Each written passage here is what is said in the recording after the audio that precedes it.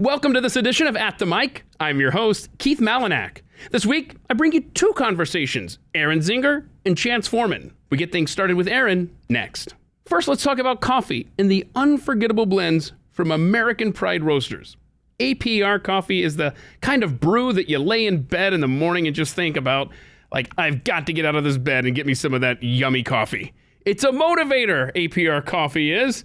It got its start in Des Moines, Iowa, nearly a decade ago. Then the owner reached out to our late friend Doc Thompson, who fell in love with what is easily the best, most flavorful coffees available, APR coffee. Doc Thompson was a great friend to all of those who knew him, and Dave Matthews from APR is no exception. Doc became more than just an unpaid promoter of APR coffee. They would send him the occasional coffee delivery, but he was also a mentor, a big brother, and quite frankly, a guardian angel, as Dave himself puts it.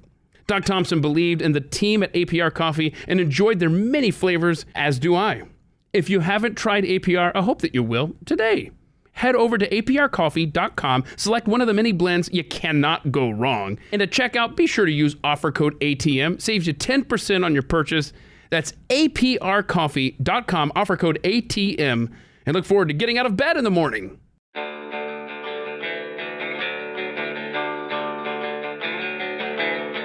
You're listening to At the Mic with Keith, an independent podcast production. Erin Zinger was born and raised in California, but she got to Texas as soon as she could. She's a fan of math. I gotta be honest, I didn't realize there were fans of math.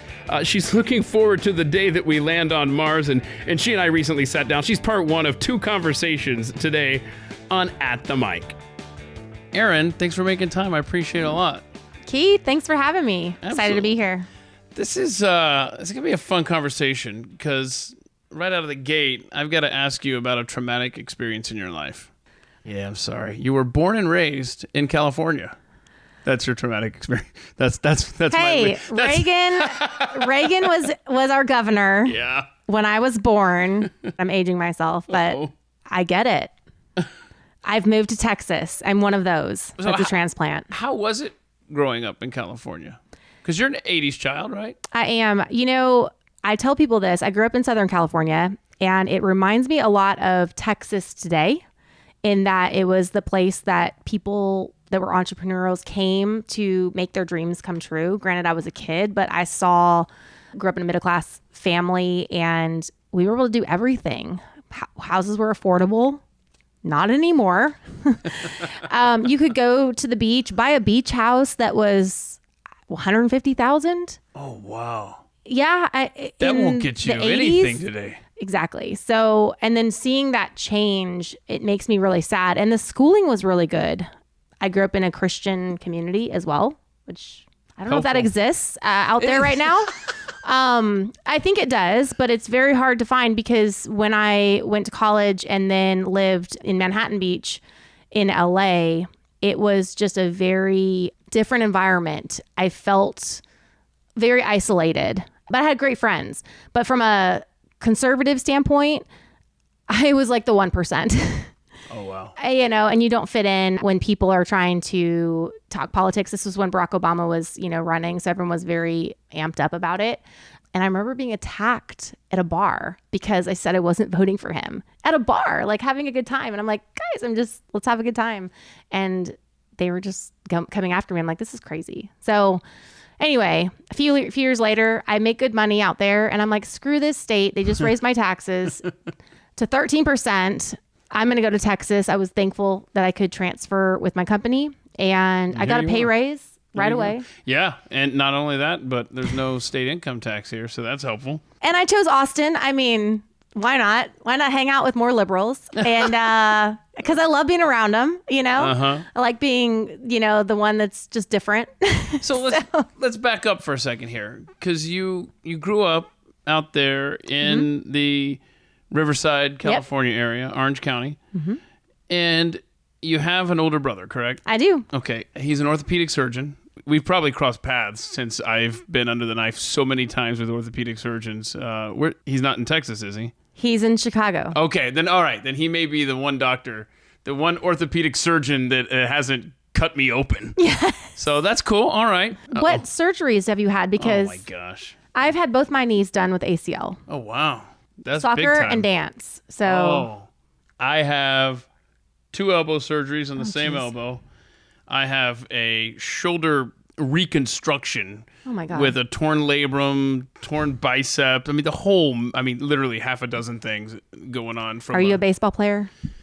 I was. This was actually, the shoulder was a terrible injury from church softball as an adult. You never trust a Methodist third baseman. Okay, cheap shot. Ow. What else have I been under the knife for? I tore a labrum in my hip kicking field goals here at work. Nice. Yeah, that's what I do. I tear muscles, I tear body parts, and then I go under the knife. It's just I was due for a major surgery. I think that's it as far as injury surgeries. Well, no, my brother, so I'm really proud of him, actually. I mean, we were very close. I was beat up a lot because he was 4 years older than me, and all the boys in the neighborhood were my age.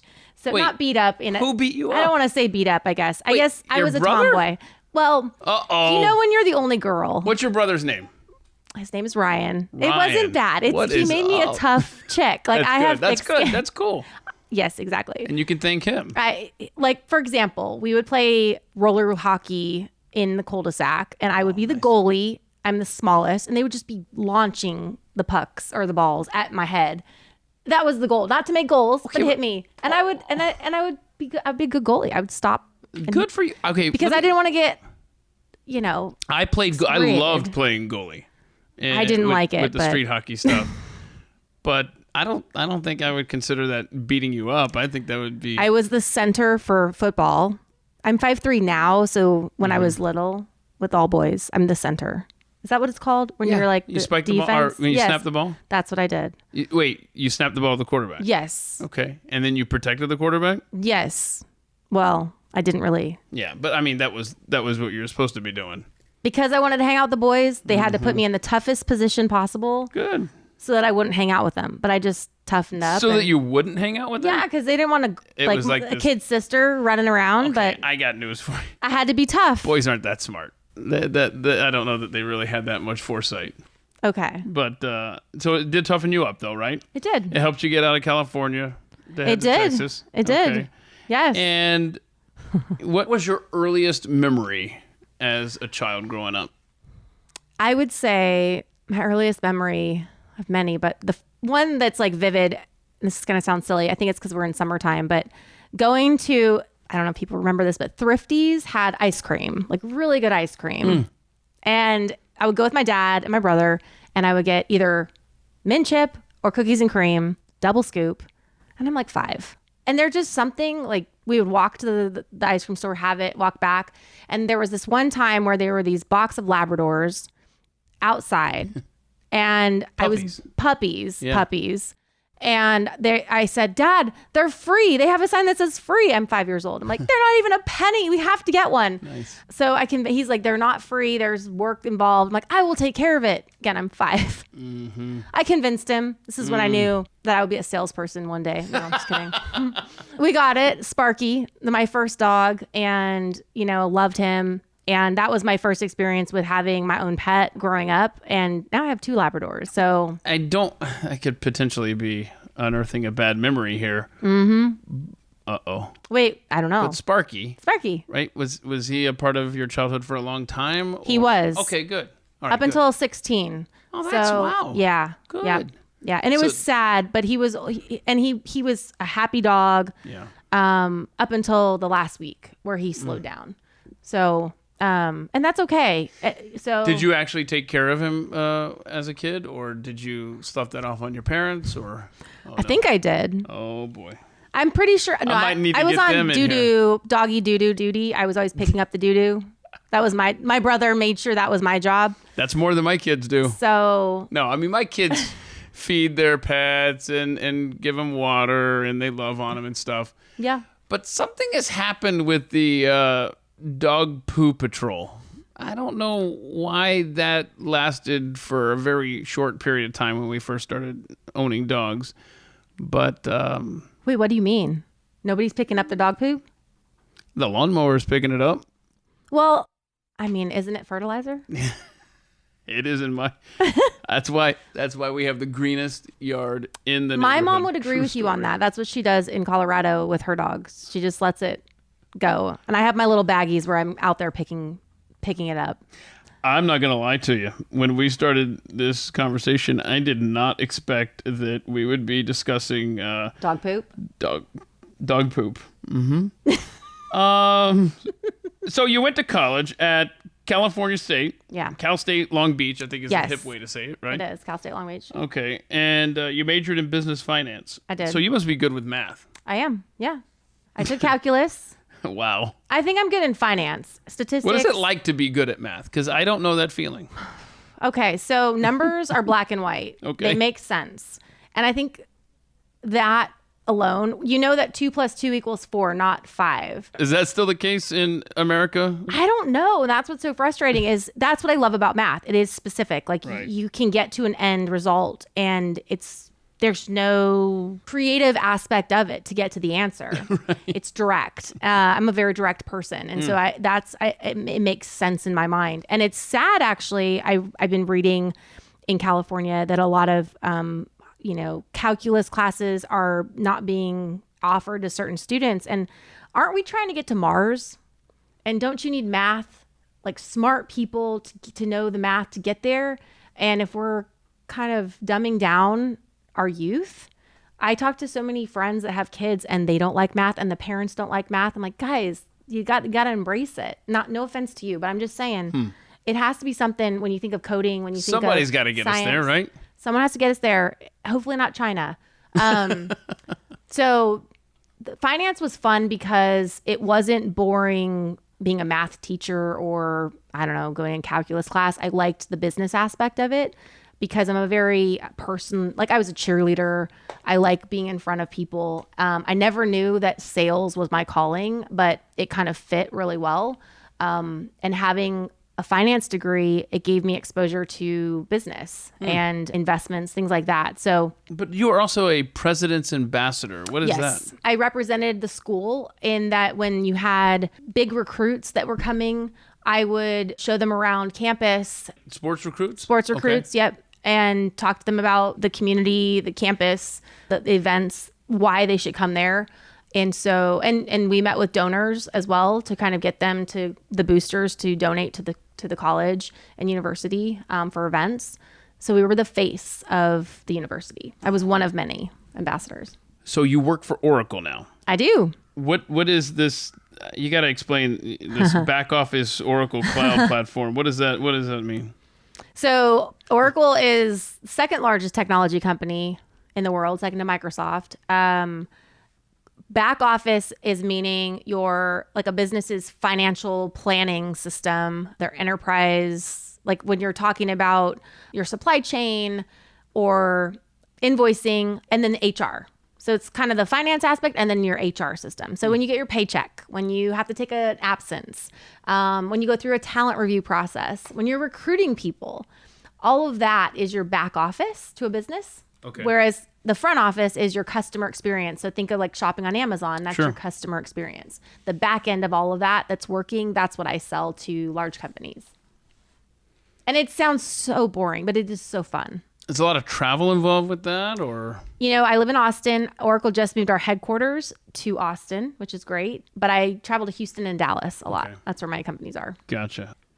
This is interesting because I guess this didn't really click with me when you sent back the email.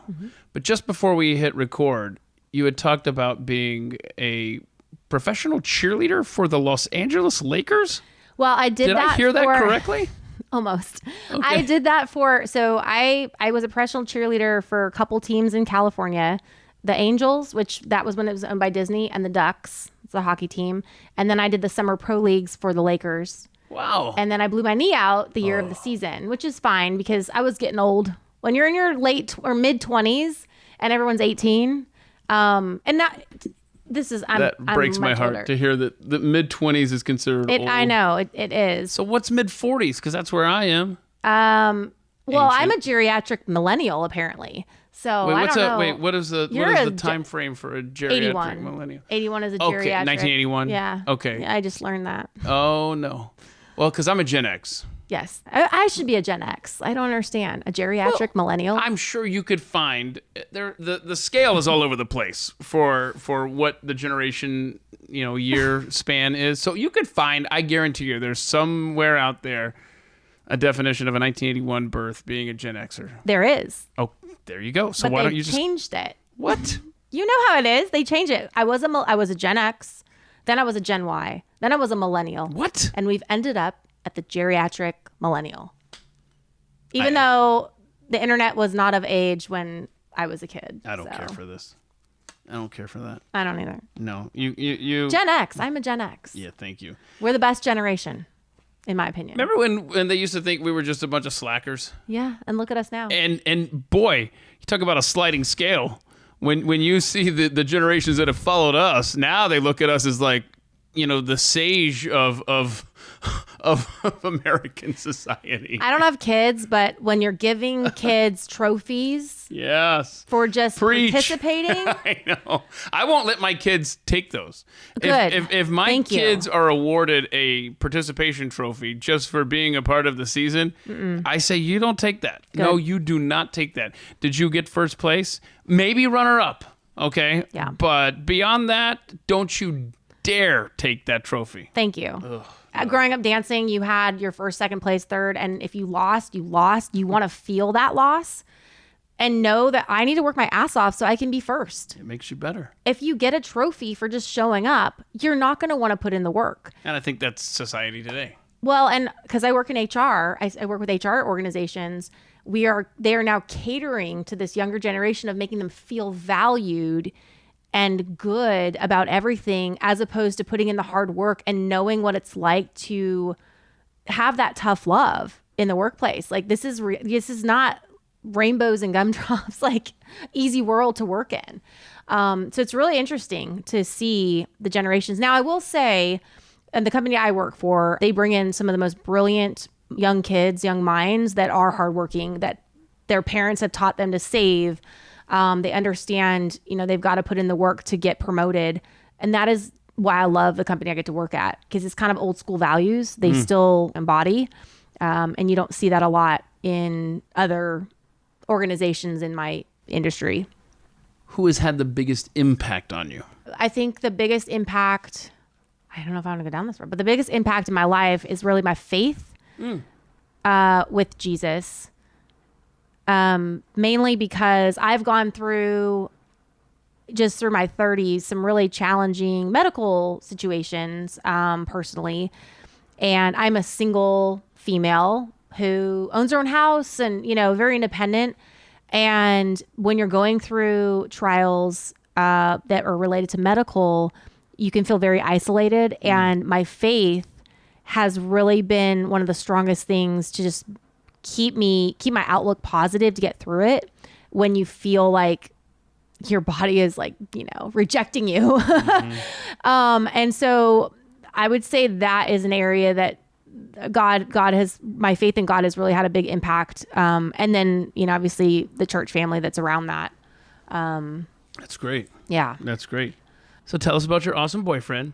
Oh, his name is Alex. He actually lives in Colorado, which I'm very jealous, especially during the Texas summer. But I get to go visit now. Yeah. So it's perfect. Oh, that's helpful. Apparently, so ladies out there, just tip. Apparently Denver is called Menver. So if you are single, you're supposed to go to Denver and meet all the men. What? I didn't know this. He educated. I did not know this. Okay, I did not know this. Oh no, you got to get up there. You got to move up there then.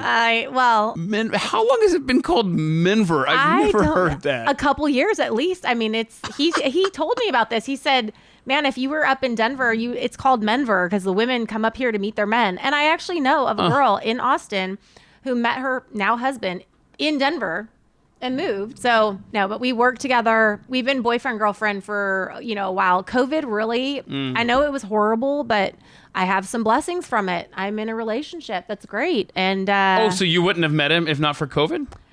I don't think that it would have been I think because of work travel, it probably wouldn't have been the same dynamic. Gotcha. You're an animal lover, right? I am. So tell us about your, you got a couple of puppies, right? I have 2 fur babies. Okay. They are white Labradors. I know they say yellow, but they're white Labradors named Daisy and Apollo. They are the loves of my life. If you follow me on Instagram, they fill up my feed. My boy Apollo is famous on Peloton pups. Wait a minute. Wait, there's a lot of information here. Let me stop. He's for a just a second. dancing Peloton pup, by the way. Hold on. What is a Peloton pup? I know what a Peloton is. So I own a Peloton, Okay. and when I'm riding my Peloton, I like to take video of him while I'm riding the Peloton, and he literally dances with his toy around the bike the entire time. So I might be on the bike for an hour, and he is getting a workout, going in circles around the bike, dancing while I'm riding the bike. That's cool. So I think that my legs moving very fast make him think that he has to run or something. I don't understand it, but it's the funniest thing, and it's entertaining. Oh, we got to see this. Oh yeah, I will show you. Okay. This is a good video. Good. It may be in contention with some of the animal videos that you show. Oh. I don't know. Honorable mention maybe. So was there ever a Zeus? No Zeus. Because Higgins from Magnum PI had Zeus and Apollo. I just want to make sure there wasn't like a sore spot there. No. Zeus passed away early. No, I was gonna name him Duke because I had Daisy. Okay. But the guy that I was dating at the time came up with Apollo, and I thought, you know what? That's a cool name. Yeah. So that's how he got his name Apollo. Right. And it fits him. He's a goof. That's good. So you're a Peloton enthusiast. Peloton enthusiast. What is this Peloton community? What is this? I know just enough from the commercials, that you get on a bike, right? And you compete with people across the country. Do you see them in real time? Do you see everybody sweating through their cameras or something? Well, you could do that. I don't. Okay. I've done it with family, the sweat, and I'm like, this is just awkward. But when obviously the pandemic hit, I actually bought the bike right before the shutdown. So my bike came within a week, which was great. I lucked out. And didn't really understand the community aspect until I started riding for the first month. And through social media, you have just people across the world, actually. So in London, I have friends from London, in Germany, but a lot of them are in New Jersey, New York. And we hold each other accountable. Now, they're very competitive. Some of them are trainers. They're extremely athletic. I don't really care about the competition on the leaderboard, it's called. I just get a really good workout. The instructors are the best, I think, in the country. And it's more than just riding a bike. You can get off and do some strength training. You can do bar, which taps into my dance background. You can do running outdoors. Everything. You can have your whole gym within Peloton. And it's brilliant, actually. I'm just a big fan of waking up at 5 a.m., walking upstairs and getting on a bike. And I've got 10 friends with me riding, high-fiving virtually. And then after, we just harass each other on Instagram. So hold on a second. Hold on. Is music playing while you're doing this? Yeah, it is. The instructors have playlists. They kill you the entire ride. It's intense. Do you have any say in the music that you're working out to? You can, no. The instructor, if you're doing a live ride, they pick. Well, however, I will say this: you can go through and pick an on-demand class, and it gives you the playlist. Like if you're into heavy metal, they have heavy metal ride, so you can see what songs are going to be played. And if you're like, hey, I like 5 out of 6, I'll do the ride, and you're motivated. Well, because you're of the opinion, and it's an opinion I share, that the 90s was the best decade for music. 100%. So I don't know that I could... There's a lot of 90s rides. Well, what I was going to say is, I don't know that I could work out to Britney fill in the Spears? blank, but I could have just stopped that sentence at, I don't know that I could work out, period. No, are you, you don't get any say in the music that you get to work out to? Let me back up and say... We do like the songs as we're going through it. And okay. I do believe that, because Peloton is really a technology company. Yes, they're also fitness, but it's really technology. So when you're liking the songs, their instructors are seeing what's most popular for a 90s ride. And so a lot of songs that I've favorited on former 90s rides always seem to, filter through the playlist. So you do have a say in that way. It's not... You're not, but you can also message the instructor and say, hey, I know you've got a ride next week. Can you play these songs? Nice. And maybe they'll play one. Oh, okay. Yeah. So you recently reread the book 1984. I did. Okay. Tell people why George Orwell needs to be read today. It's interesting reading it now. I think it is so relevant with what was discussed because of technology, big tech, and censorship. Whereas when I read it in high school, you didn't really have that. So you're just thinking, okay, how are they? Is it like a spy guy with a headphone writing on paper? And now it doesn't. It's a completely different point of view, a different perspective looking at that book now as opposed to 20, 30 years ago. And yes, it's got the old fashioned stuff in it, but it's so relevant with Ministry of Truth and just how they are transforming just society and manipulating people and how they think. And it's no wonder they're not having kids read this book in school. It was required learning. Right. And I think that parents, again, I'm not a parent, but it would be wise for them to have them just get educated on it, in my opinion. So I looked at the 5 possessions you would keep. Oh, gosh. Well, no, I mean, it's fine. I mean, it makes sense. You know, your iPhone, your Peloton, good face cream. Okay. Yes, because if you're on an island, right? Yeah, sure.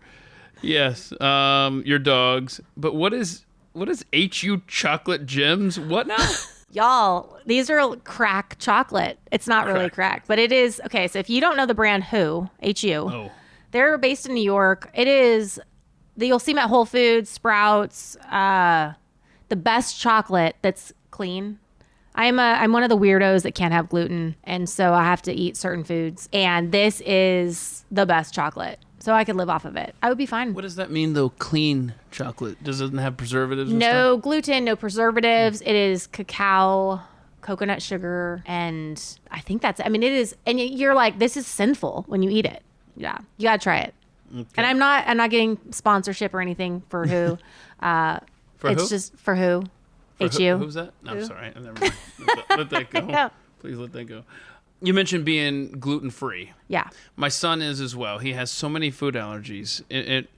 I think it makes me more sad for him than it does for himself. And we've gotten to the point where there are some really good options. Yes. If you do have to go gluten-free. Yep. I will say that I have not, because I sample, the stuff that he eats, and just I've not found a good sandwich bread for him that I like as well, Like, in other words, I can eat his pizzas or something like that, but is there a sandwich bread out there that is close to what we're used to?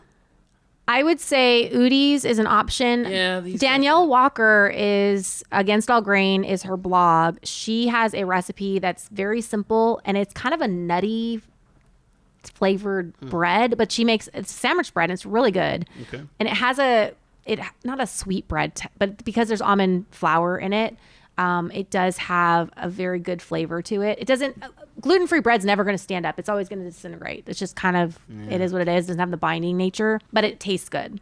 So I would recommend that for any of those. But you're not a fan of cauliflower crust? I'm not. See, I don't mind it on pizza.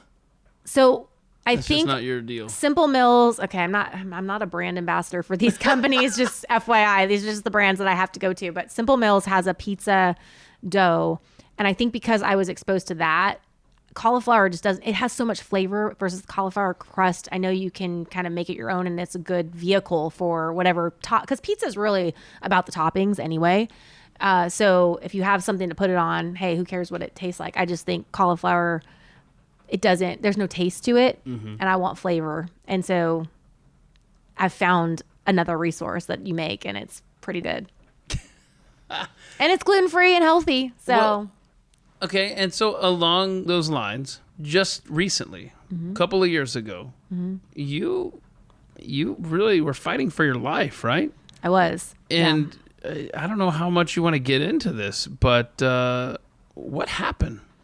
So I suffer from Crohn's disease, which is an autoimmune type of disease. And my whole life I was healthy.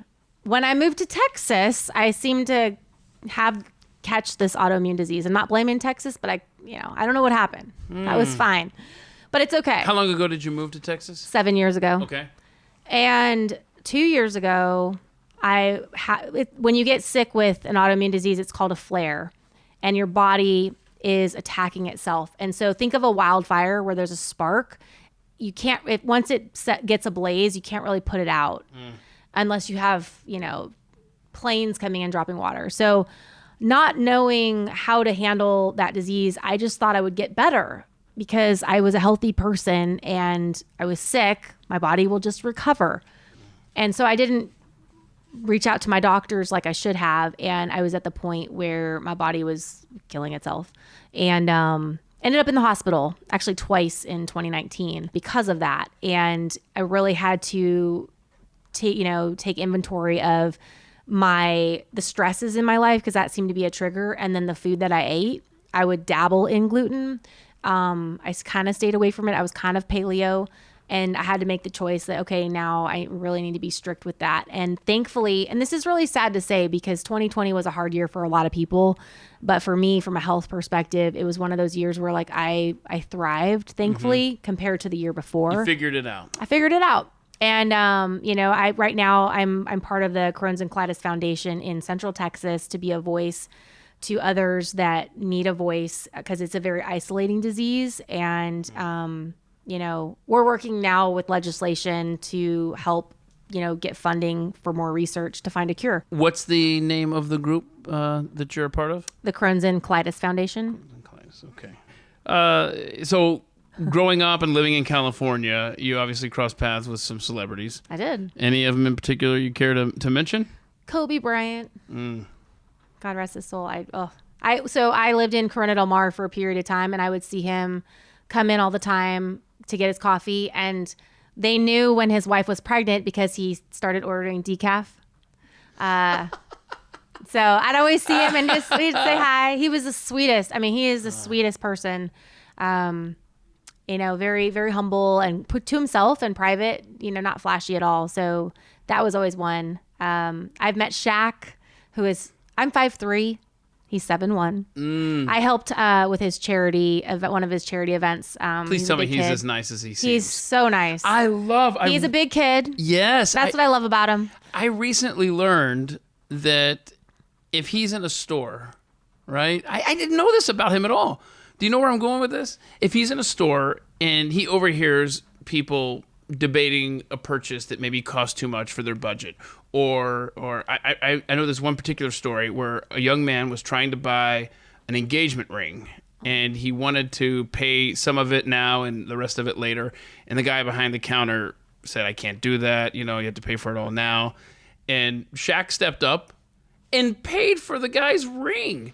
And I believe it. He's done that for like I think there's another story where this older lady was, I think, going to buy a chair or something like that, or I don't know. Anyway, he bought an entire set for her, like a living room set or whatever, but he's doing this over and over and over again. He seems like such a genuinely nice guy. No, he is. He's a big kid at heart, but also, wants to help other people that are in need. And he is he's everything that you see in person. He's an amazing guy. And he was a great basketball player. I loved watching him play. I love the fun fact of him my gosh, I think you go back to 1983, 84. I have to look this up. But he's connected to every NBA Finals. There's somebody that's been in the NBA Finals. That's awesome. Every year for the last, almost 30 years. Yeah. That's connected, that played with Shaq. That's amazing. I believe it. That is so cool. Biggest regret, and I don't think you're alone in this, not buying Bitcoin in March of 2020. Now, you are in the same boat with so many of us, but is there more to this story? Well, what was the price of Bitcoin in March of 2020? 3,000, I think, and change. Okay. Oh. Okay. I have Bitcoin, but I bought it, 5 or 6 years ago. Mm-hmm. And I remember seeing Bitcoin at 3,000 something. And I was like, oh, I should buy it. I'm like, but Trump's going to win. I just was very confident. And I'm like, and monetary policy is going to be strong. I mean, it's not going to really, I don't see it spiking yet that much, What an idiot I was. And then it started going up and I'm like, I missed it. So that is my biggest regret. And everyone freaking out about crypto today, I just remind them, it was $3,000 to $4,000 last year this time. So you're good if it's at $30,000 and you bought it then. Yeah. No, hang on a second here. This is I'm actually kicking myself that I didn't buy it when it first started, when it was, I don't know, $100, because I had the opportunity to do that. And I was like, what is this coin? Bitcoin? Erin, I'm going to make Shoulda, coulda, woulda. Right. Erin, I'm going to make you feel better about yourself. You ready? I'm ready. If you go back to episode 46 of At the Mic with Jeremy Grantham as my guest, he tells a story of he used to, and I hate to always bring this up, Jeremy, if you're listening, I'm sorry, but I just try to make people feel better about their missing opportunities. He used to pay for TV, the pirated TV with Bitcoin. That's what the guy accepted. So when Jeremy got on the straight and narrow, that's what I'll call it, and started paying for it legitimately, he didn't need this Bitcoin anymore, and he had 5 or 6 Bitcoin, and he just God, just cashed it out and said, I don't need this anymore. Oops. He's kicking himself. Yeah. Sorry, Jeremy, I love you.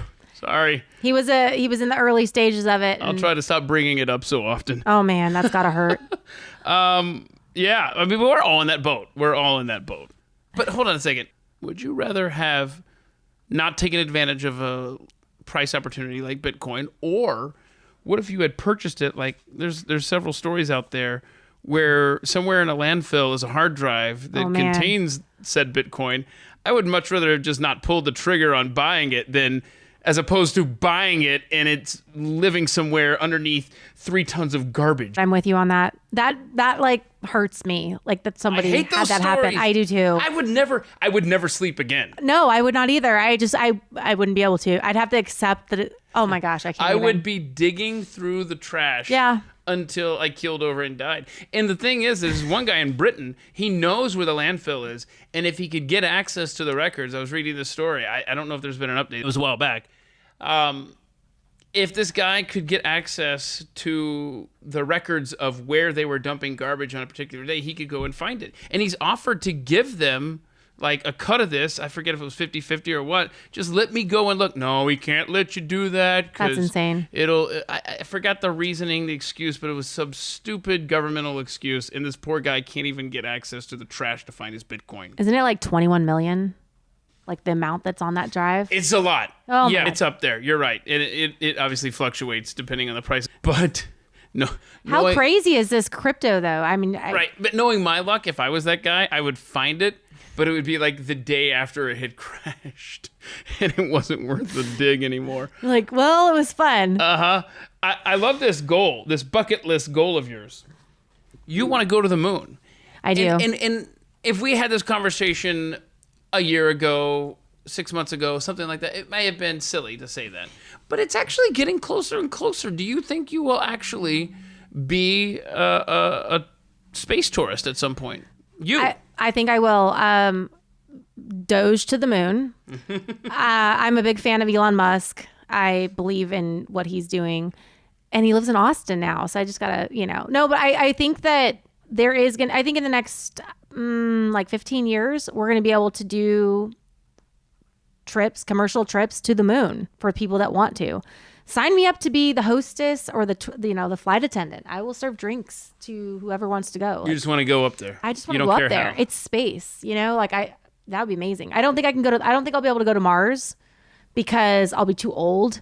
And I think to get to Mars, there might be, health requirements, but I would love to go to the moon. And I think that is definitely in our future, probably in the next 15 years. And hopefully my Dogecoin will be the currency on the moon, so I can use that when I'm there. Boy, or to get there. I need that to be real. Yes, please. All right. So, Erin Zinger, have we covered everything, or is there anything else out there that we need to discuss? I think we have. Where can people find you on the socials? I'm Reaganette on Twitter. Find me there. Yes. I'm a big fan of Reagan. It's my California. Why is that? Tell me what's your favorite thing about Ronald Reagan? Reagan schooled the communists, and he was an extreme liberal before he became a conservative. And you think about Thomas Sowell, same thing. They were Marxists. Clarence Thomas, Marxist before they became conservative. When they saw the inefficiencies of government and what was happening, And Reagan was so good at telling a story and connecting with people. Today, if you still listen to his radio addresses that were 3 minutes long from the 70s, they are so relevant today. Young kids could learn so much from hearing from him. And it's sad to see so many just communism rising across the world. I don't know what it was like during that time because I'm an 80s kid, but I can imagine it's probably pretty similar. And so he's always been my hero from a politics standpoint on that end. And I'm grateful. I think because I was born in 81, I'm like, yeah, he was the president when I was born. So Reaganette on Twitter. Reaganette and then on Twitter. Yeah. On Instagram, you're Erin Zinger. Yeah, you can find me on Instagram. Different theme, more politics on Twitter than Instagram. So you'll find more fitness stuff on Instagram. Gotcha. All right. Well, thanks so much for making time. I really appreciate it. Thanks for having me. Absolutely. Thanks, Keith. I hope you enjoyed getting to know Erin Zinger. And coming up, it's going to be our second conversation today, Chance Foreman. So stick around for that. But first, if you've considered trying CBD but haven't quite made the commitment, perhaps gummies are right for you. If you struggle with anxiety or depression, maybe you need more restful sleep, CBD-infused gummies may be just the thing that you need. And keep in mind that they contain 0 THC, so there's no high, there's no failed drug tests. There are so many options with CBD over at Dr. Monroe's CBD.com. Be sure to use promo code Keith, Keith. They're going to give you 15% off your purchase. That's Dr. Monroe's CBD.com.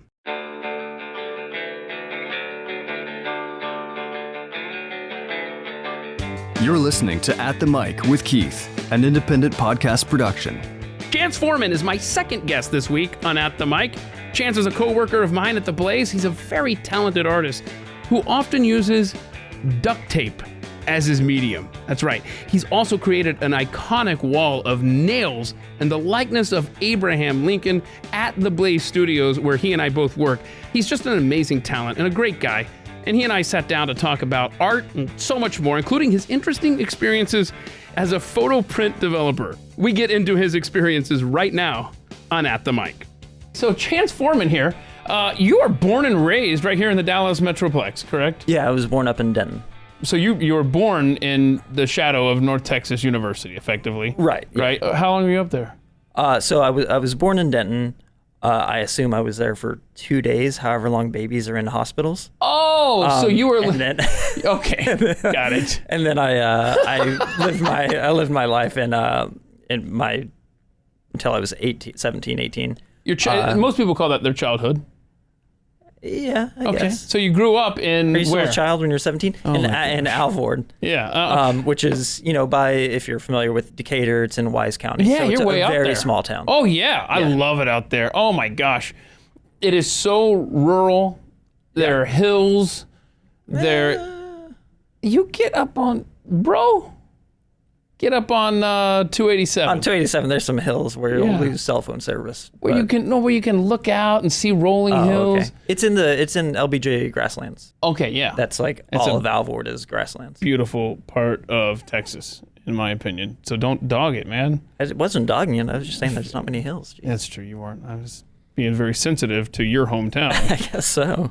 Your graduating class, 42 people. Yeah, 42 people. Just for perspective, my graduating class in Marietta, Georgia, Metro Atlanta, was 599 or 602. I don't know. I saw a transcript. I saw a list one time of all the people, and that's just stuck with me. Obviously not perfectly, but I can't imagine that small of a graduating class size, but I would love that. Was that good, bad, what? So it's all I ever knew. When I hear, when people would say, oh, my graduating class had 100 people, I was like, man, that's huge. But yeah, I grew up with most of these people since kindergarten or Did you get tired of seeing the same people for 18 years or whatever, or is that? Like I said, it's all I ever knew. Like until I went to college, I was just like, okay. It's weird. But the dating pool seems like it would be really tight. Yeah, it's slim for sure. Yeah. Like, did you date in high school? Yeah. I mean, not many people want to date me anyway. True. I mean, so that my excuse was, there's only 42 people to pick from. Oh my goodness. How'd you meet your wife?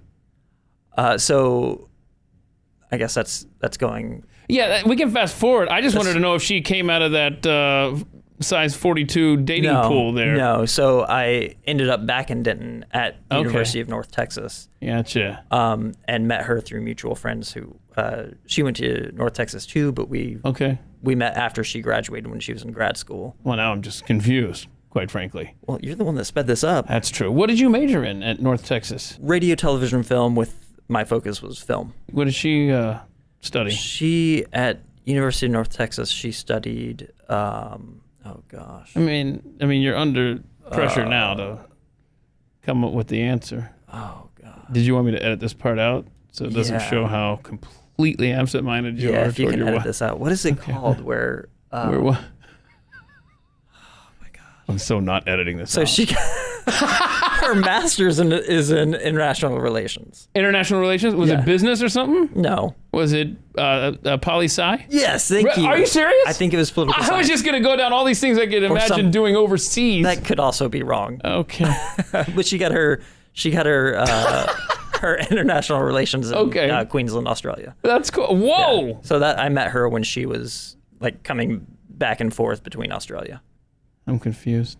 So we just started. You're confused a lot already. Yeah. I mean, you confuse me. Well, that's fair. I mean, let's be honest. You're an enigma. Wouldn't you agree? I would. Yeah. And especially when it comes to your major was communications, a focus on TV, you said? No, a focus on film. Sorry. Focus on film. Great listener. Okay. Yeah. But what did you want to do? So compared to what you're doing now, how similar are they, if at all? So that's actually pretty similar. So when I first went to college, I went to Texas A&M Commerce out in Commerce, Texas, East Texas. And I was studying wildlife conservation. I wanted to be a zoologist. Oh, wow. So you're a big fan of animals. And yeah. So I wanted to do that, got out there, and everybody was just going to be like a farmer or whatever. No. It was that kind of And crowd. Chance was like, no. And I was like, this isn't what I want to do. And if I was smart and I really wanted to be a zoologist, I would have went to a different school that had a zoology program. How long were you out there before you realized, I got to get out of here? Like 3 seconds, but I stayed 2 years. So what did you then you ended up going to North Texas? So then I went back to Decatur, just finished the rest of my basics, and then went to UNT and I decided, you know what, I want to make films. Maybe music videos was where I was interested. Oh, wow. Stuff like that. Do they even make those anymore? Music videos? Yeah, I think so. Okay. Yeah, they're actually pretty cool now. But well, I'll have to do some searching around. So you are known in this building as the duct tape guy, duct tape artist. Yeah. Your work is seriously incredible, Chance. And it lines like the upstairs hallway. There's all these pictures you've done. Which is your favorite picture in this building that I would be familiar with? I'm going to, sneak peek here. I'm going to take your picture in front of for the thumbnail for this podcast. Which one would you have me take a picture of you in front of? So I did the ones in this building about 7 years ago, and I don't care for any of them. You really? Yeah. List the names because they're awesome. Okay, go through the list here. You got Johnny Carson's up there. Yeah. Alfred Hitchcock. Desi Arnaz. There was a Bill Cosby. I was about to say, where's the Bill Cosby now? I think Chuck, another guy we work with, took it home. Oh, no. Yeah. I'm having a brain fart, too. That's why I asked you. Well. Bob Hope's up there. Bob Hope, thank you. Man, I can pick Orson Welles is up there. Yeah. Lucille Ball. Yeah. That's a good one. So there were 10. Okay. And then I have Abraham Lincoln. It's made out of nails in Glenn's office. So you made that. That's where we got to get a picture. Yeah. You made this incredible, huge wall-size art of nails of Abraham Lincoln that's in Glenn's office. The cool thing about that is there's a closet behind there, and I just love going in there and seeing all the nails sticking through. Maybe that's where I'll get your picture. Pretty crazy. In front of the nails. But when in your life did you say to yourself, I want to do art? Because that's so unique, man. I've never seen artwork from duct tape, which is, colored duct tape is to me kind of a relatively new phenomenon. You know, it used to just be silver. You know, and then then you got crazy with black. And now there's all these radical colors. You go to a Walmart, it's a color wheel standing in front of you. Yeah. When did you go, oh my gosh, so that's 2 questions then. When did you realize you wanted to do art stuff and had a gift? And when did you start doing the duct tape art? I liked art the whole time growing up. My brother was a great illustrator. He's a graphic designer now. And I always copied him, and art has always fascinated me. I was a doodler, still am. If you see me in a meeting, I'm doodling. I think we all are, But to be honest. I mean, yours are good, but I think we all are. that's another thing I wanted to be. I wanted to be a zoologist and an artist. And when I was in commerce, like I said, I hated it. I was in my dorm room all the time, and I started working on art. Nothing to that point I kept. It was all just, doodle. All right, whatever, throw it away.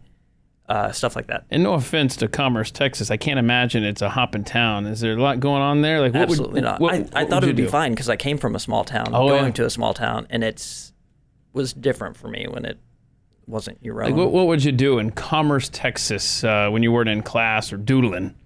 Like I said, I stayed in my dorm room a lot, or I went to Greenville, Texas, to look for like music to the big town. There was a Hastings over there, and I got CDs or whatever. Okay.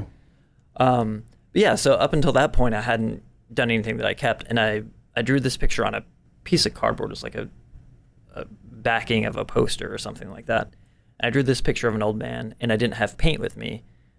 I turned around and I had silver duct tape, so I kind of filled him in with silver duct tape, and at some point I went back and did black paint around the silver duct tape, and I titled that piece Old Man, and so I still have that one. Oh, cool. I was like, this is pretty interesting, and I had been doing some other stuff. I messed around with painting, and my grandma saw that piece, and she was like, oh, I want that, so I gave it to her, and she called me one day randomly and was just like, so make me a JFK out of duct tape. And at that point, I went to the store and got some duct tape, and that's when I found out they had different colors. Oh, wow. So at that point, they had, black and white, and then a couple of other colors. Like I used yellow for his background. Oh, wow. So it was a request from your grandmother. Yes. That set you down this path of duct tape art. Right. How many of those kind of, I want to call them paintings, have you done with just strictly duct tape, do you think? Oh, probably over 50. Okay. And at your house, how much of your art is hanging inside your house? And if you've got this many paintings going on, how do you store them all? So I think I have one piece that I did of my brother that's actually hanging visibly, and then I have just a spare room that's my art room, and I've got 6 of them up on the wall, mainly just for storage. Yeah. And then I've got a pretty big walk-in closet in that room that has probably 15 maybe. Okay. And the rest of them have sold or given away or whatever. So how do you go about selling them? Social media is the best, yeah. But I'll get companies have reached out to me. Duct brand duct tape I used to be sponsored by them. Oh, wow. And so I've done several for their headquarters and that is cool, places man. like that. By the way, check out your work, chanceforemanart.com, right? And then also on Instagram, chanceforemanart. That's right. So check out his stuff because people listening right now could go there and conceivably find something they want to purchase from you. Yes. Wow, how much does it cost to ship something like that, dude? A lot of money.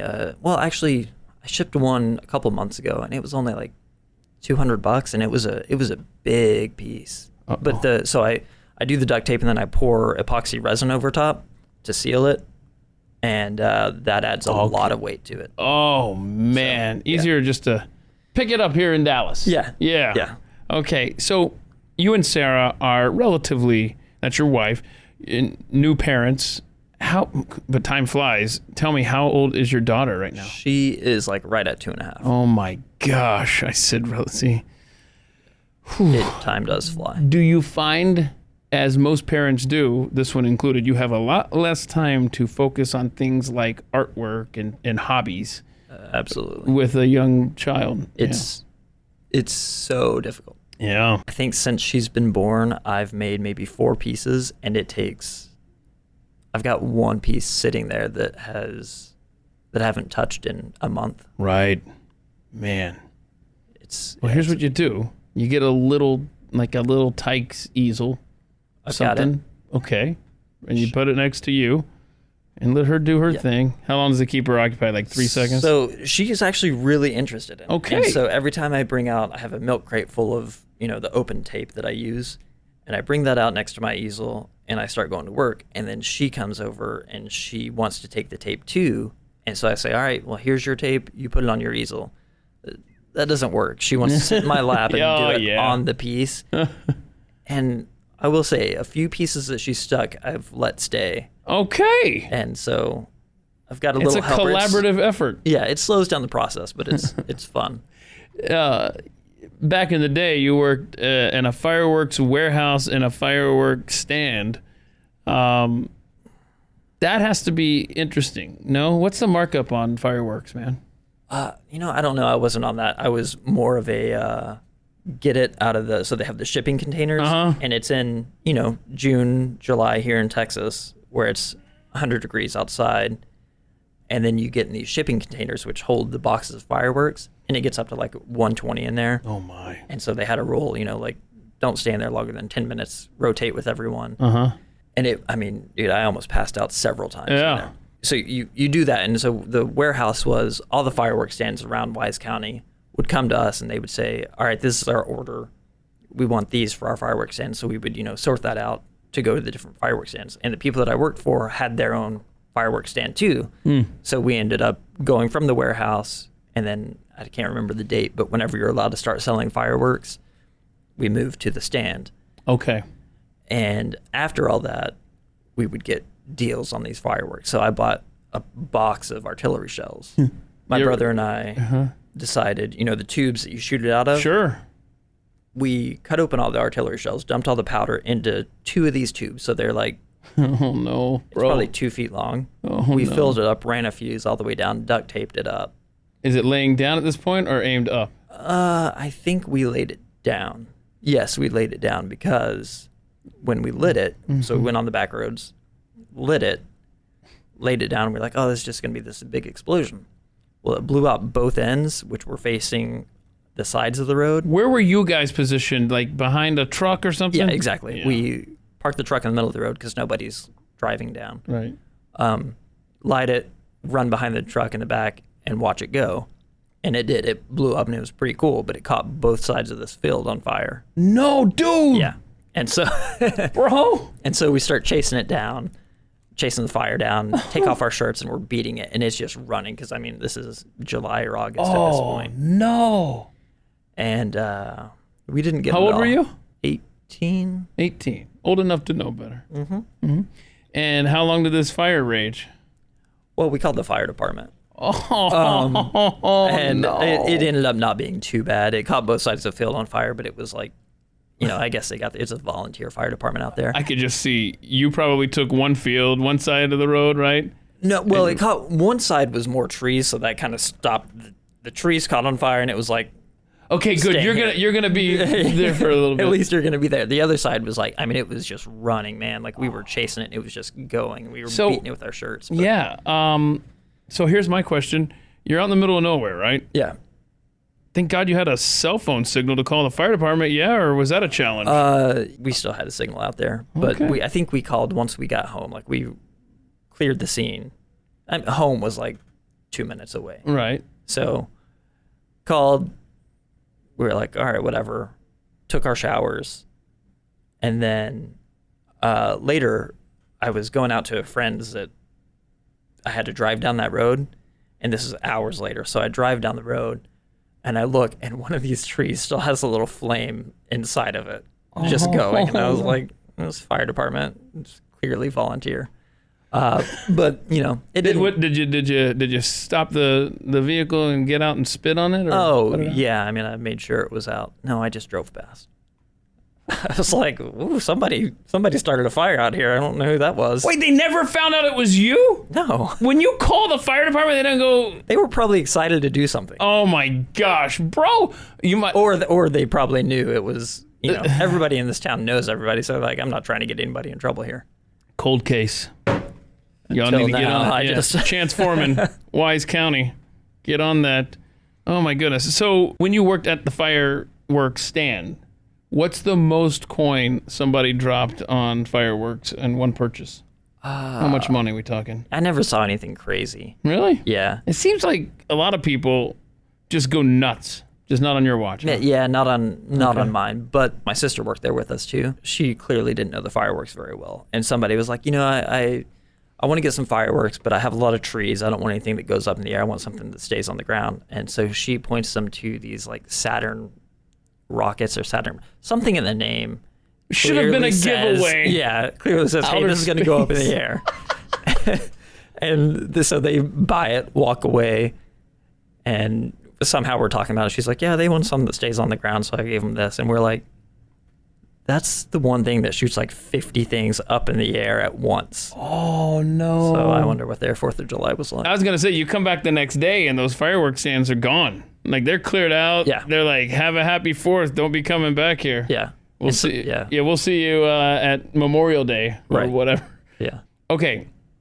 So you mentioned earlier that this fireworks job, you had some extreme heat conditions. That's understandable. Warehouse, summer, Texas.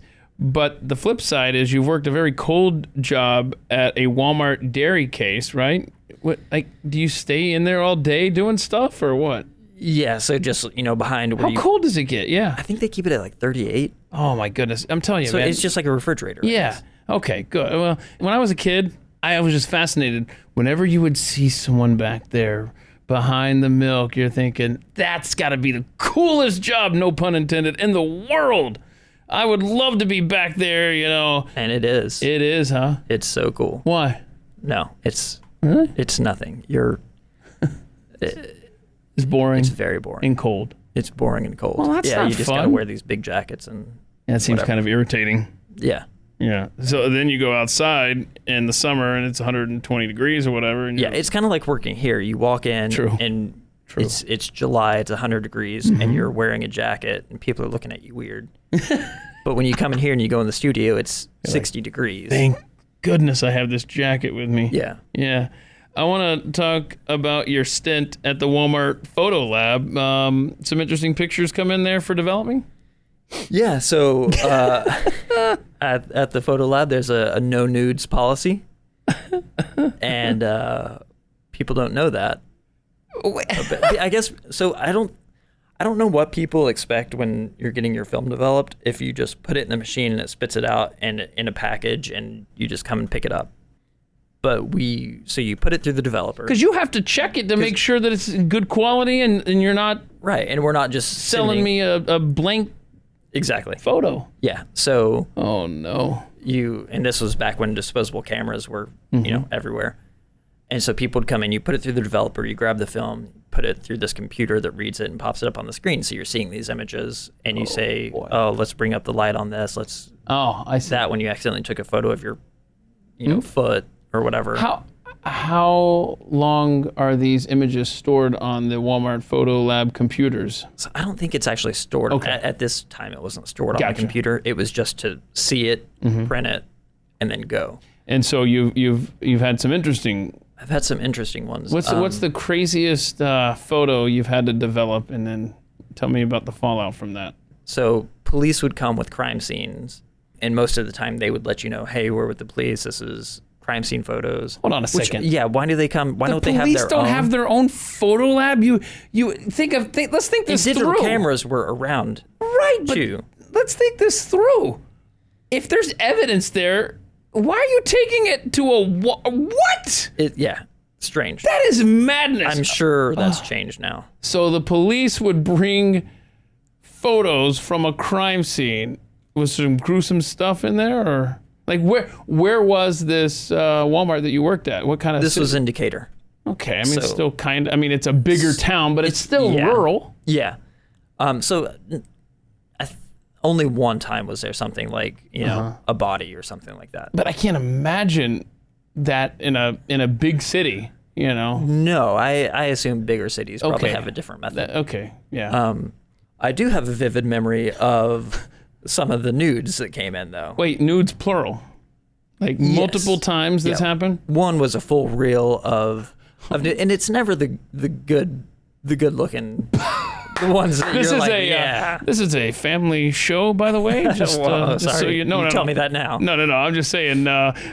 Careful how you describe No, what I'm came not through going the to go into machine. detail. I'm not going to go into detail. But on you're right. anything. So it was never anybody that you're like, wow, check that out. Yeah. It well, was we more were like- always like, check that out, but it was more like, It was more like, oh, check this out. yeah. Whoa. And so, some would come through, but we have these file cabinets that keep the photos in. Right. And once in a while we would go through and be like, okay, this person hasn't picked this up in a year. Let's get rid of these. This person hasn't picked up 2 years, whatever. And I'm going through one and it's panoramics. So these are like the longer Yeah, I know what you mean. you would think they would be kind used for nature shots. Well, Oh no.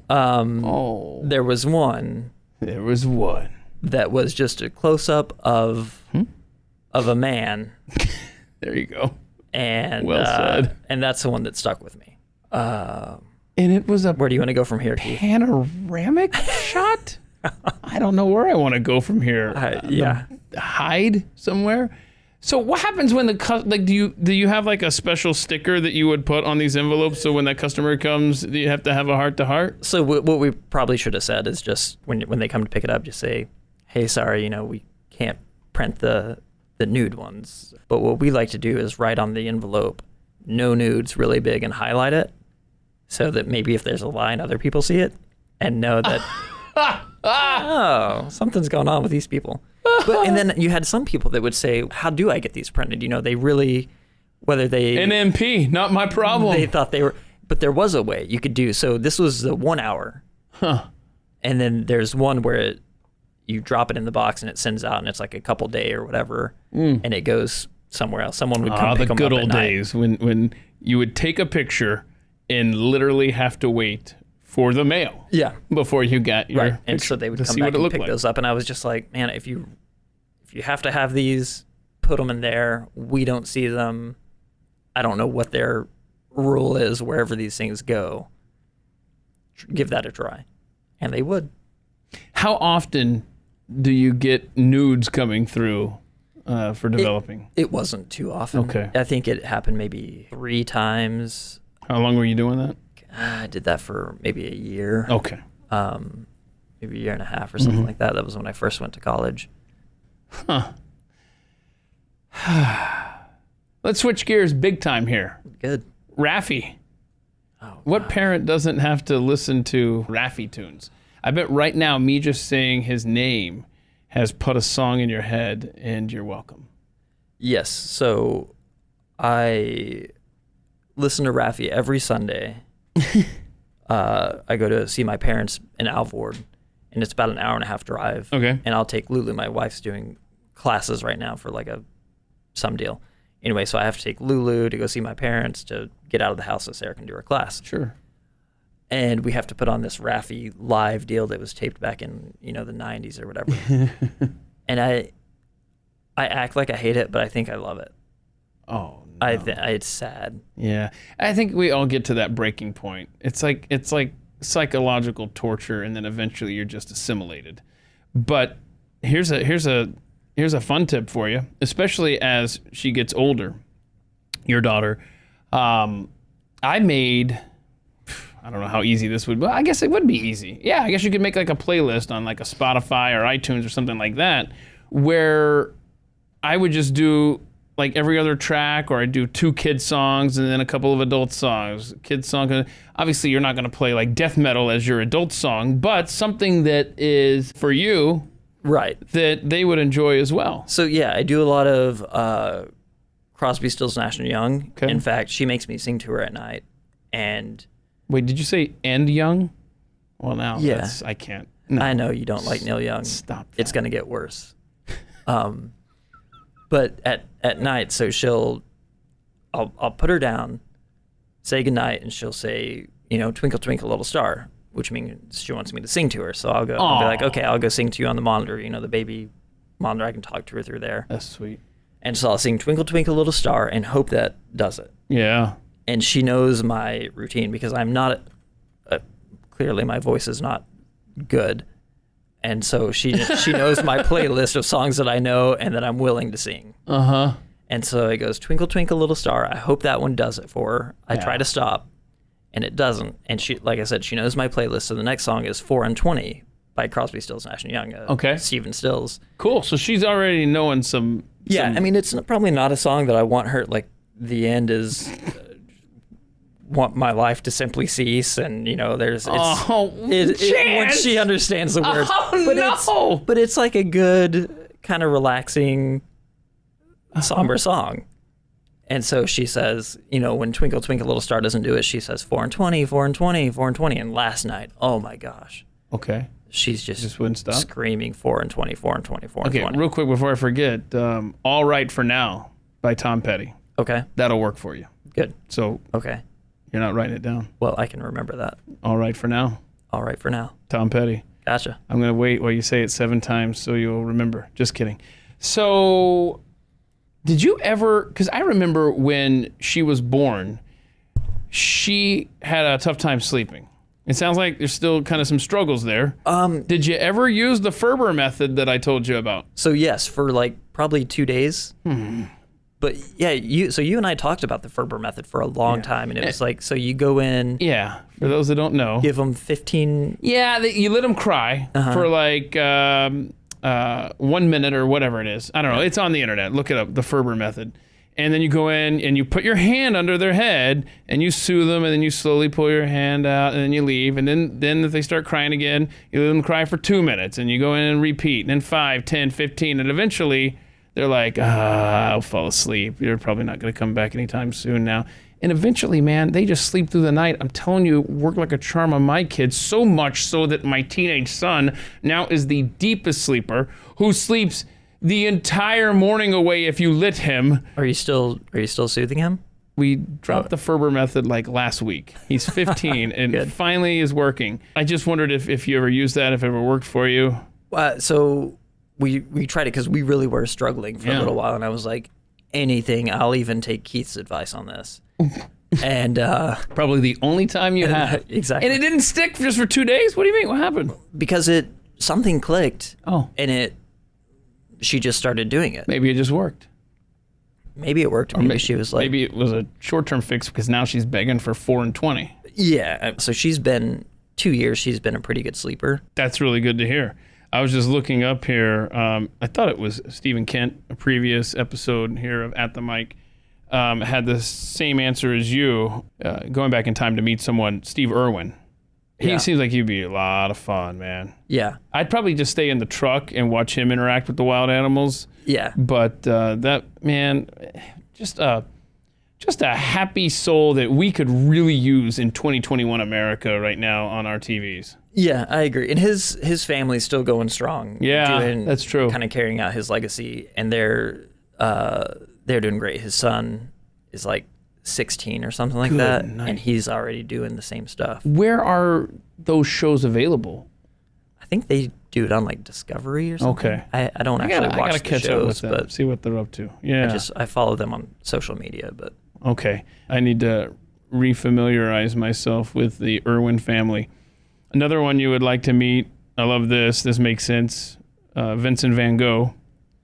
What would you say to him? I think I would more like to be a fly on the wall. Yeah. And see what he was really like, because there's, you don't know if he had mental issues, or, I mean, I think you do know that he had mental issues, but I would like to see how that played out, and really how his death played out too. Oh, okay. I know that's not the best part of meeting someone, but I just kind of want to be a fly on the wall of his life. Yeah, you're curious. Yeah. Is it fair to say that as far as artists go, is he the upper echelon of Chance Foreman artists? Yeah, I would say he's definitely I like a lot of impressionists. I think he would definitely be my favorite. Okay. And don't take this the wrong way. Actually, take it the right way.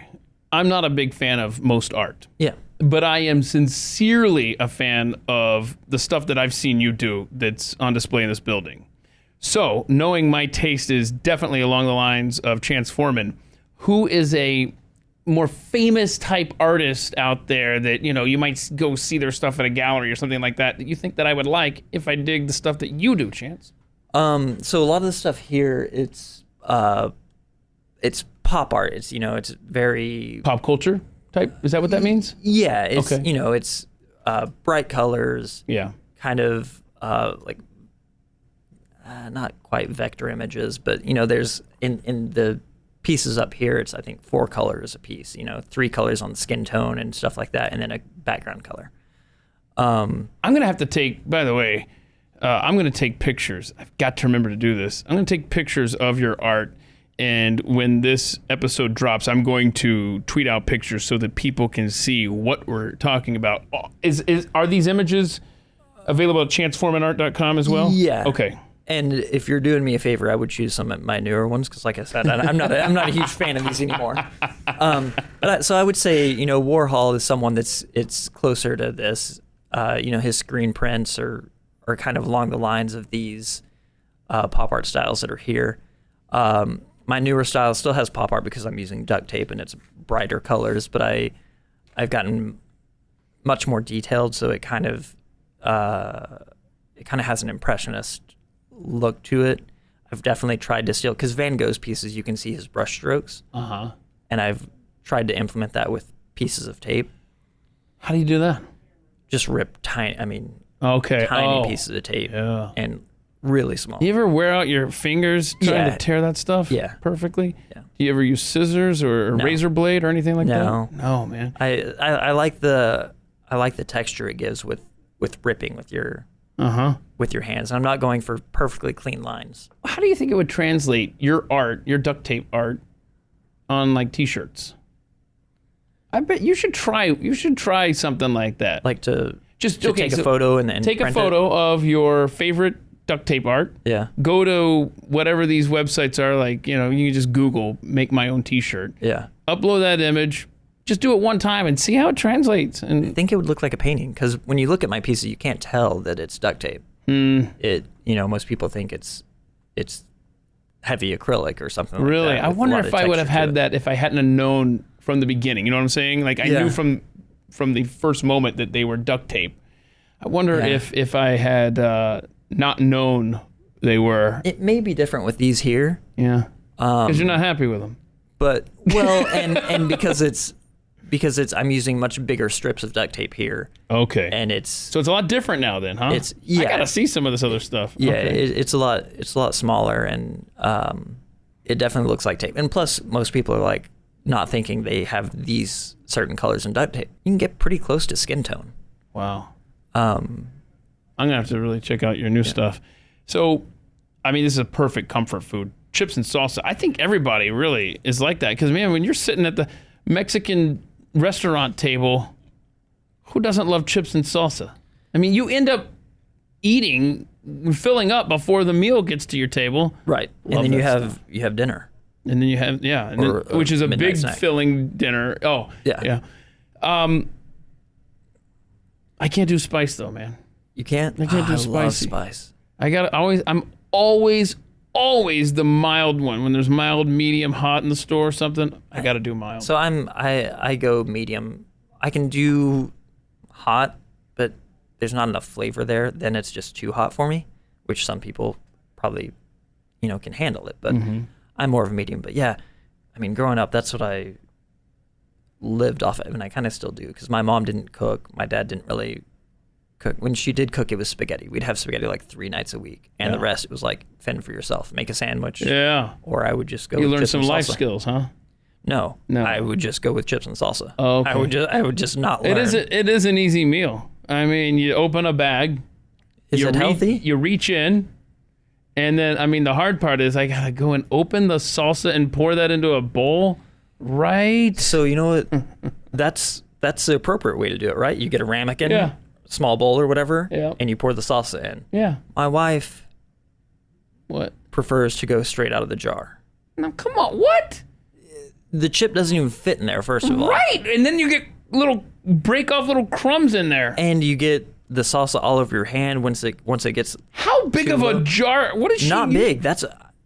She does have. She's Have a you small had a person. talk with her? Yes, This is unacceptable. it is. This is like. Thank you. This you need an intervention.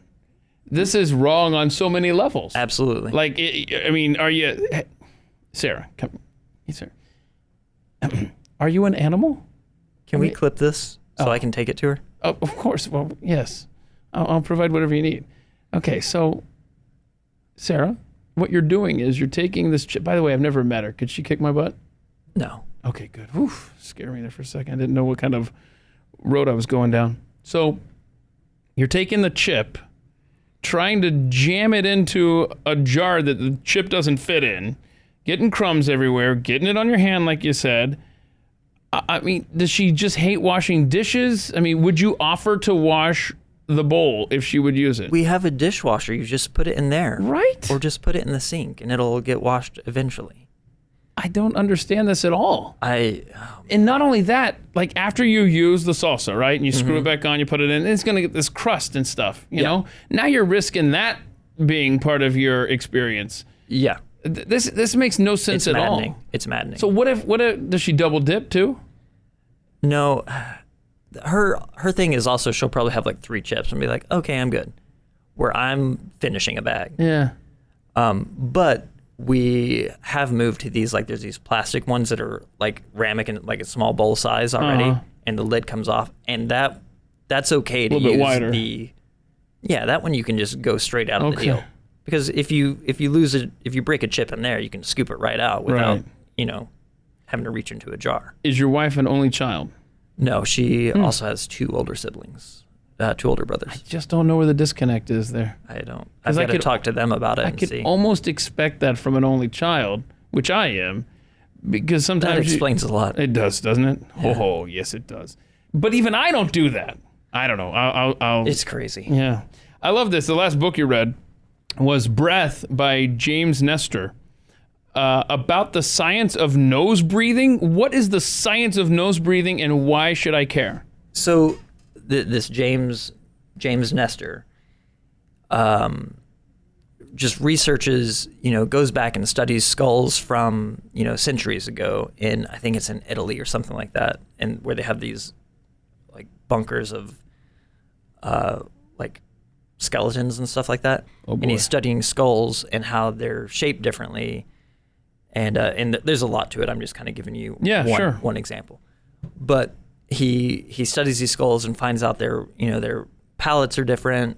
Inside their mouth, I think it's more flat, and where ours are higher. And so they kind of went back and they were like, okay, what were people eating there? They were eating harder things, nuts and stuff like that. And it's changed their teeth structure, their mouth structure, and all this stuff. So anyway, somehow all that leads back to breathing in your mouth, breathing in your nose. So he does this study with some other dude, and they tape their nose closed for a week. So they're only breathing out their mouth. And he said he just feels awful this whole week. And he's doing it. They're, writing down certain stuff. And then the next week, they tape their mouth closed and only breathe out of their nose. Said he felt amazing. And both of these guys are doing it.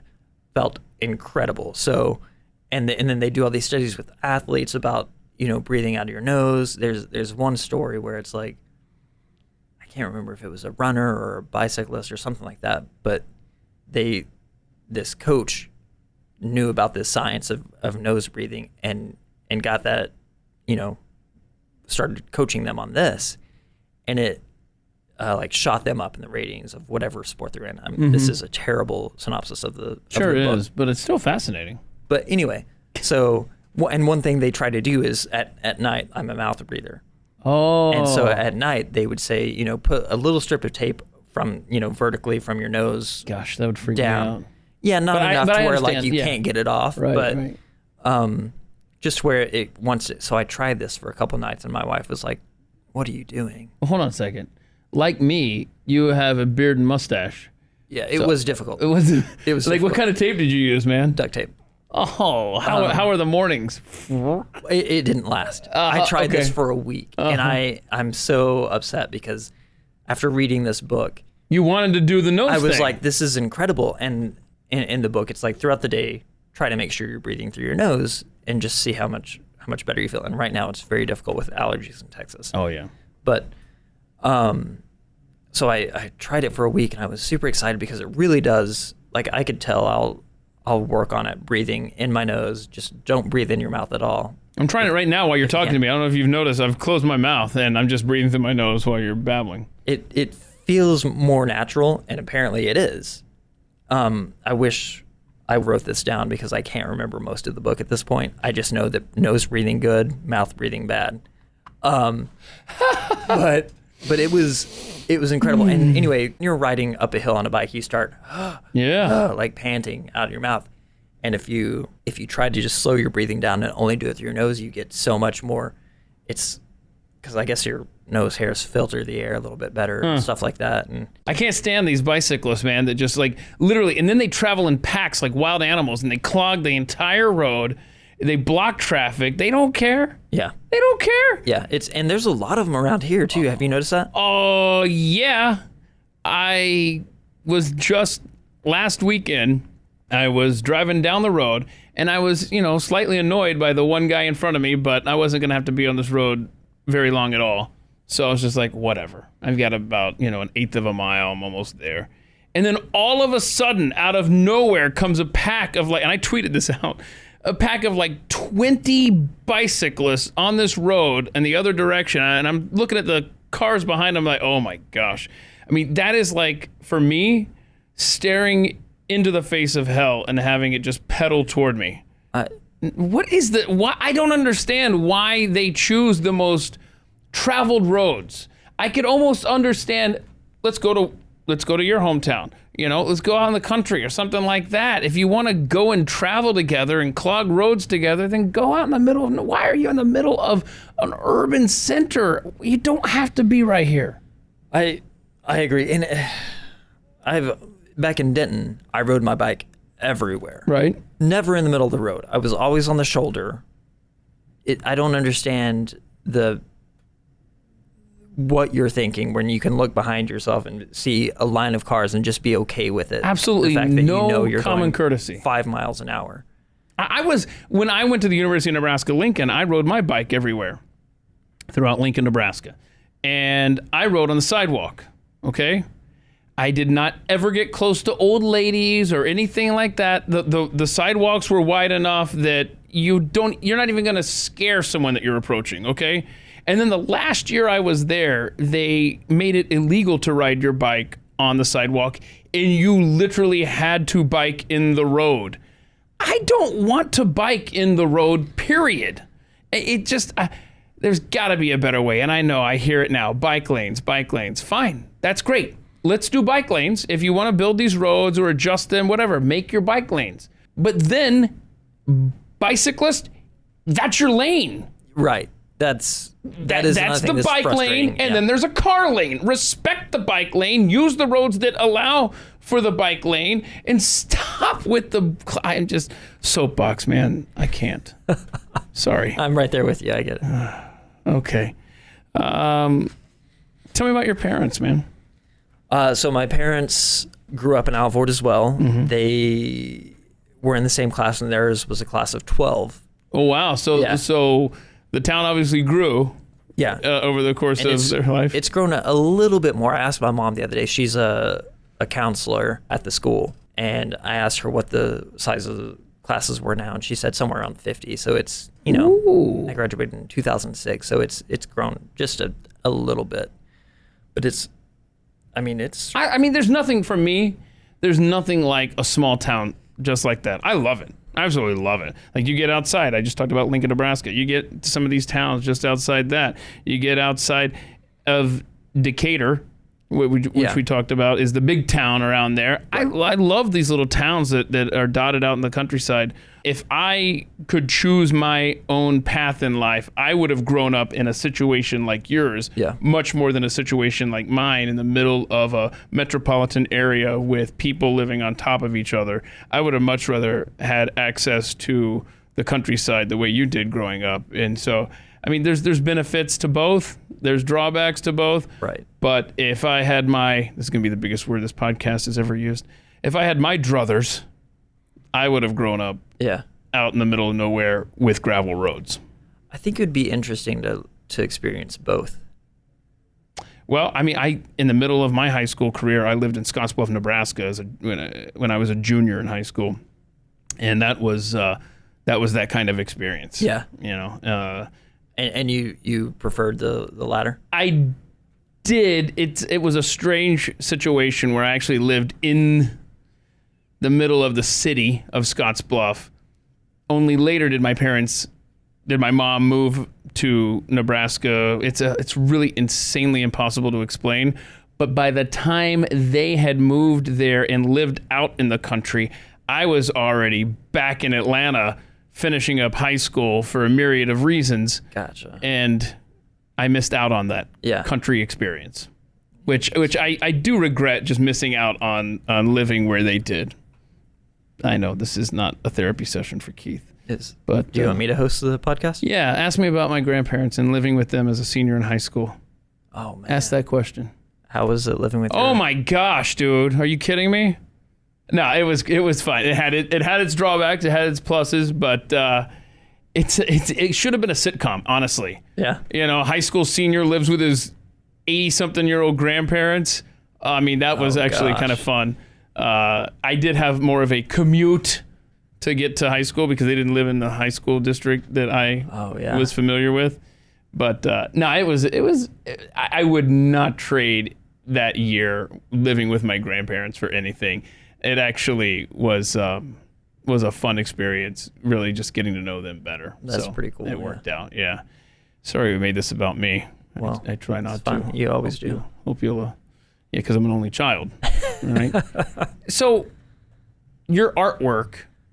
You don't have like an active gallery that people could visit, like a brick and mortar type thing, but that's something you would like at some point, right? Yeah, I would like to be a part of a gallery. I've done a few shows at some smaller galleries here in Dallas. How does that go? Do people come in? Well, first of all, your stuff's going to be featured in a gallery, right? Okay, so how do you get to that point? Is it just people you know that invite you? And then are you having to hang around while people are looking at your stuff and critiquing it, or how does that work? So I guess there's different ways. The one that I was in was a very informal gallery. It was it's called I guess I've been in a few, but the most recent one was Deep Elm Art Company, which is like a music venue, a bar, and they have a gallery wall, and it's a really, and they have a huge outdoor space, really cool place.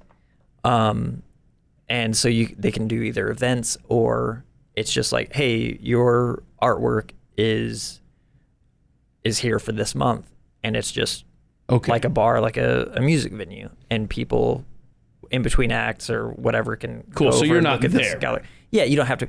But on event nights, like we threw a big event a few years ago there that was solely like me and a couple friends put this together. And it was, we chose the musicians, we chose the artists, we curated the whole thing, and it was this big event.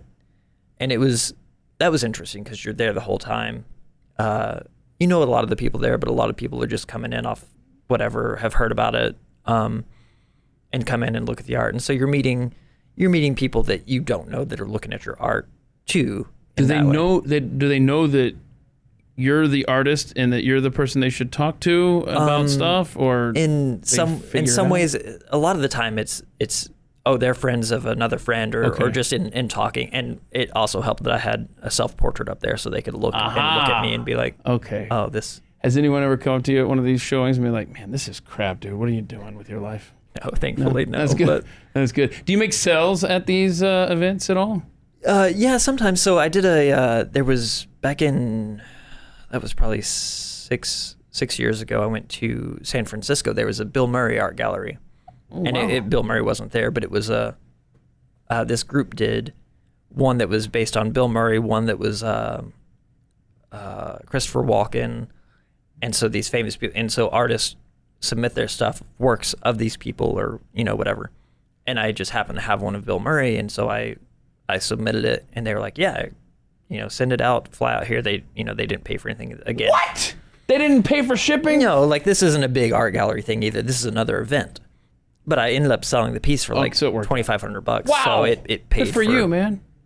But that was cool because that was one where me and Sarah went, and we didn't know anybody, and you could actually sit by the art piece because nobody knows who you are, and just listen to what people are saying to get feedback. And it was good feedback. Like, people were interested enough that someone ended up spending $2,500 on it. So how cool was that? Yeah. Was it a fun trip to San Francisco? Yeah, it was. Did you see any human excrement while you were there? No, I actually love San Francisco. That's cool. No, I do, yeah. That's good, man. Well, that's a nice price tag. Yeah, it's not bad. Is that the most you've made for a painting? No, so I Come on, let's talk deets, man. What's the most you've made? I gotta know. I think the most was probably 11,000. Wow, good for you. But that was for multiple pieces. So there's a Hilton in Cleveland, downtown Hilton. Okay. And Cleveland, there's a little town called Avon. That's where duct tape's made, right outside of Cleveland. And so I've been there multiple times to do they have a duct tape festival, and it's really kid-centric. That's the weird thing about duct tape is it attracts the younger. Yeah, it's like the great unifier, though, right? Because you got dads that are using it instead of but they're not going to a duct tape festival. That's okay, my bad. But I guess just generally speaking, the market for duct tape runs the gamut, huh? Yeah, it does. But yeah, so I've been for different reasons, right? So I've done festivals in Cleveland with the Sure Tape or Duct brand, and then this Hilton was being built in downtown, and they reached out to this art firm or whatever that gathers artists to put stuff up there. So I think they were looking for local artists out of Cleveland, and then they wanted someone that did duct tape art, and so Duct Tape sent them my information, and the Rock and Roll Hall of Fame is there too. Yeah. So they reached out to me and they said, all right, so we want duct tape portraits of musicians, of people that are in the Rock and Roll Hall of Fame. Oh my gosh, this could have been huge, right? And it was really cool. It was a lot of work, Yeah. but it was really cool. And I went out after doing it and saw my pieces. I think I did 4 pieces. So Yeah. I did one that was 6 feet long by 3 feet tall or something. I did the Sgt. Pepper's when you open the album cover. Oh my gosh, that had to take yellow forever. background. It took a long time. And so I did that one. That one's on this big wall up there right in front of this big conference room in the Hilton. And then I did Debbie Harry, Blondie, Buddy Holly, and Louis Armstrong. Very cool, man. And where are those on display? All of them are at the Hilton? Or? they're all at the Hilton in Cleveland. That's pretty cool. That's awesome. I need to let me just do this real quick here. ChanceForemanArt.com. Let me take a look here. Oh my gosh, yeah, you're absolutely right. They look like paint now. You have perfected this. This is really impressive, Chance. And oh my those gosh. were still a few years ago, so it's changed a little bit. I'm not saying I'm great, but it's changed. Wow. No, this is really good stuff. Okay, ChanceForemanArt.com. There is that Sgt. Pepper's picture with them in the uniforms and stuff, and man, that's really cool. If you want to check out your art, ChanceForemanArt.com or on Instagram, ChanceForemanArt. Anything else that we have neglected to cover? Look at these. I mean, there's animals and stuff here. There's Teddy Roosevelt. Boy, that Teddy Roosevelt one. That is some detail, dude. Gosh. See, that's another one of the older ones. Oh, yeah, now I'm down That's to like the these bottom. up here, Sorry. Yeah. All right, well, you have a gift. You really do. This is really impressive stuff. I encourage people to go and check it out. Did I miss anything? Anything else going? Ross Perot. Did I see Ross Perot on there? Oh, yeah, I did that one for him. That's good Yeah, stuff. I've got a friend that works for him, and they commissioned that. Oh, great, man. All right. Well, I appreciate you making time here. Thank you so much. Yeah, buddy. thanks, man.